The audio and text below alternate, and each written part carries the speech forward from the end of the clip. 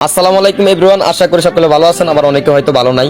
তো গাইজ, আপনারা সবাই হয়তো জানেন যে বন্যায় অনেকেই কিন্তু ক্ষতিগ্রস্ত হয়েছে। অনেক জেলা, ফেনী জেলা, নোয়াখালী জেলা, অনেক বিভিন্ন জেলা, লক্ষ্মীপুর হইতে অনেক জেলায় কিন্তু ক্ষতিগ্রস্ত হয়েছে। তো আমার ফ্রি ফায়ার লাভার ভাইদেরকে আমি একটা কথাই বলবো, তো ভাই অনেক লাখ লাখ টাকা কিন্তু গেমের পিছনে উড়াইছেন, বেসিসের পিছনে উড়াইছেন, ইভোগানের পিছনে উড়াইছেন, ইমোটের পিছনে উড়াইছেন। তো আপনাদেরকে একটা কথাই বলবো, ছোট ভাই হিসাবে একটা রিকোয়েস্ট রাখবেন, অনেকেই কিন্তু গেমের পিছনে টাকা উড়াইতেছেন।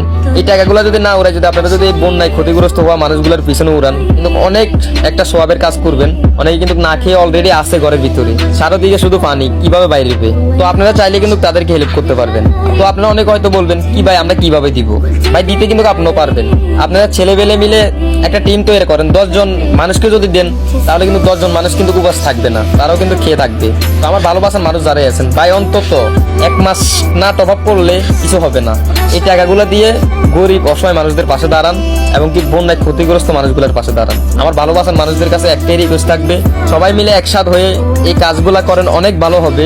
তো আমি সকল ইউটিউবার ভাইদেরকে বলবো, ভাই ইভেন্ট আইছে, এটা আইছে, এটা বাইর করে নিলাম, ভাই এই কাজগুলো আপনারা ভুলও করেন না। দেখতেছেন দেশের অবস্থা তেমন একটা ভালো না, তো বন্যায় যেগুলো ক্ষতিগ্রস্ত হইতেছে ওগুলার পাশে দাঁড়ান, এই কথাটাই বলবো। তো আমার ভালোবাসার মানুষগুলা প্লিজ এই ছোট ভাইয়ের কথাটা শুনেন, সবাই একটু পাশে দাঁড়াবেন, আশা করি।